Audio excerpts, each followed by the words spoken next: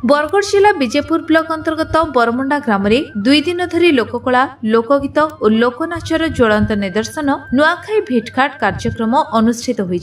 कार्यक्रम द्वितीय संध्यारे ग्रामर गौंतिया श्रीजुक्त चंद्रगुप्त नायक सभापतित्व में मुख्य अतिथि भाव में विजयपुर विधायक श्रीजुक्त सनत कुमार गड़तिया सम्मानित अतिथि रूपे विजयपुर ब्लॉक चेयरमैन जयकृष्ण डटसेना कवि किशोर साहू अहल्या प्रधान शिक्षक घनश्याम बारी ध्रुवराज भोई वकिल सुशांत साहू अवसरप्राप्त VS अधिकारी प्रधान वरिष्ठ चाषी किशोर चंद्र नायक स्थानीय कलाकार हार्धान साहू ग्रामर सरपंच सुमंत बगर्ती और समिति सभ्य व्यासदेव भोई प्रमुख योगदान करथिले। कार्यक्रम में बन्ही कन्या पार्वती गिरी नाम वृद्धाश्रम प्रतिष्ठा करी वृद्ध वृद्धांकर सेवा करुवा श्रीजुक्त जलंधर पटेल को मित मैतर सम्मान कौशल राज्यर उलगुलान करुवा पश्चिम ओडिशा युवा मंच और स्थानीय लोकंकर जनसेवारे निजको नियोजित करुवा अनुष्ठान प्रवासी कुटुंब सदस्यों को नुआखाई भेटघाट परिवार तरफ सम्मानित करा जायतिला। एही सांस्कृतिक कार्यक्रम में ओडिशा सरकार तरफ